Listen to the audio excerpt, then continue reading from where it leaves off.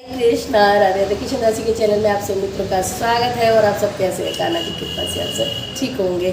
जय श्री राधे। कार्तिक मास चल रहा है और आज मैं सुना रही हूँ 33वां अध्याय। तो स्टार्ट करते हैं।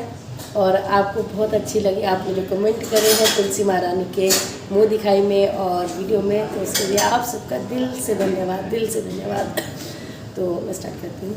श्रीमन नारायण नारायण नारायण, लक्ष्मण नारायण नारायण नारायण, लक्ष्मी नारायण नारायण नारायण, गोविंद नारायण नारायण नारायण।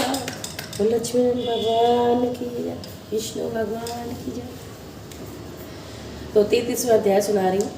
राजा पृथु कहने लगे कि हे नारद जी, अब आप कृपा करके कार्तिक व्रत का उद्यापन विधि सहित कहिए। तब नारद जी कहने लगे कि कार्तिक शुक्ला चतुर्दशी को कार्तिक के व्रत की संपूर्णता के निमित्त उसका उद्यापन करना चाहिए।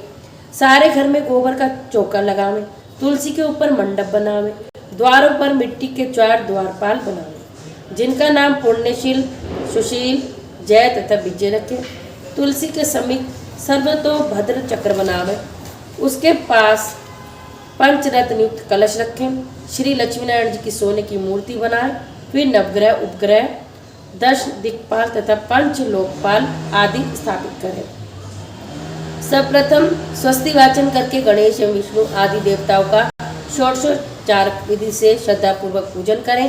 भगवान को सुंदर पीले रंग के रेशमी वस्त्र पहनाएं। फिर शय्यादान करें, ब्राह्मणों को भोजन करावें, गौ की पूजा करके गोदान करें। एक ब्राह्मण को सप्त निक भोजन करावें, दोनों को वस्त्राभूषण, पात्र तथा दक्षिणा देकर संतुष्ट करें। फिर चरण स्पर्श करके उनका आशीर्वाद ग्रहण करें। यह सब विधि पूर्वक तथा श्रद्धा सहित करने से सभी व्रतों का पूर्ण फल प्राप्त होता है और अंत में विष्णु लोक को जाता है।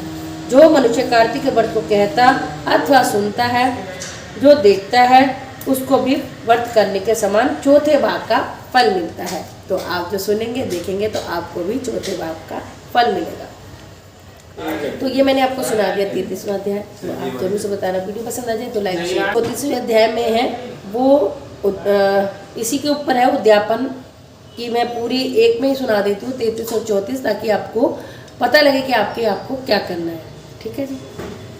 34वां अध्याय सुन जा रही हूँ।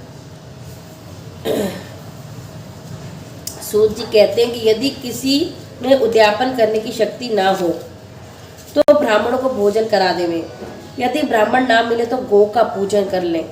यदि गौ भी ना मिले तो पीपल अथवा वट का पूजन कर लें।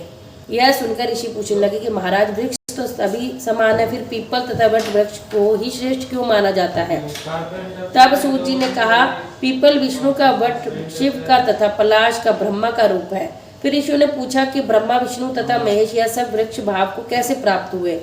यह सुनकर सूत जी कहने लगे कि हे ऋषियों, एक समय शिव जी पार्वती जी सहित एकांत में विराजमान थे कि उस समय देवताओं द्वारा भेजे गए अग्निदेव उनके एकांतवास में कुछ विघ्न उपस्थित हुआ। तब पार्वती जी ने क्रोधित होकर देवताओं को शाप दिया कि तुम वृक्ष हो जाओ। तब विष्णु जी गया में जाकर पीपल, शिव काशी में अक्षय वट और ब्रह्मा जी पलाश हो गए। तभी से पीपल और वट का पूजन होता है। तब ऋषियों ने पूछा कि रविवार को पीपल का पूजन नहीं होता और शनिवार को अवश्य होता है, इसका क्या कारण है? सो भी कृपा करके कहिए। सूत जी कहने लगे कि ऋषियों, समुद्र मंथन के समय जब 14 रत्न समुद्र से उत्पन्न हुए, तब श्री विष्णु भगवान ने कौस्तुभ मणि तथा लक्ष्मी जी को स्वयं ग्रहण कर लिया। तब भगवान लक्ष्मी जी के साथ विवाह करने लगे तो लक्ष्मी जी ने कहा कि भगवान, मेरी एक बड़ी बहन है जिसका नाम दरिद्रता है, अतः पहले उसका विवाह होना चाहिए। विष्णु ने लक्ष्मी का वचन सुनकर उनकी बड़ी बहन ज्येष्ठा उद्यालक ऋषि को सौंप दी। ज्येष्ठा का काला रंग तथा काले नेत्र, बिखरे बाल उद्यालक मुनि भगवान की आज्ञा मानकर दरिद्रता को अपने आश्रम में ले आए।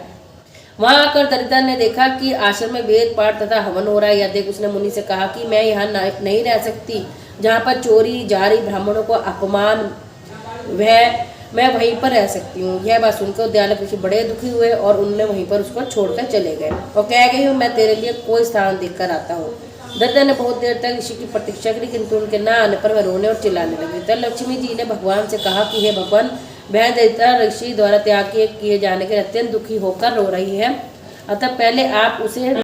तब भगवान लक्ष्मी जी सहित वहां पर आए और कहने लगे कि तुम पीपल में निवास करो। पीपल हमारा ही अंश है। जो कोई कार्तिक सुदी पूर्णमासी को पीपल जेज का पूजन करेगा तुमको ही प्राप्त होगा और उसके यहाँ लक्ष्मी का वास होगा। जो शनिवार को तुम्हारा पूजन करेगा और सूत लपेटेगा उसके समस्त मनोरथ सिद्ध होंगे, परंतु दूसरे दिन अर्थात रविवार को जो तुम्हारा स्पर्श करेगा वह दरिद्री हो जाएगा। इतना कहकर भगवान अंतर्ध्यान हो गए। सूर्य कहने लगे कि जो कोई इस कथा को कहता व सुनता है उसको प्रयाग तथा बद्रिका आश्रम तीर्थ जैसा फल प्राप्त होता है। जय श्री राधे। इस कथा में बताया है कि हमें पीपल के वृक्ष की जो पूजा है रविवार को क्यों नहीं करनी चाहिए, तो जरूर से सुनना। और वीडियो अच्छी लगे तो लाइक करें, शेयर करें, कमेंट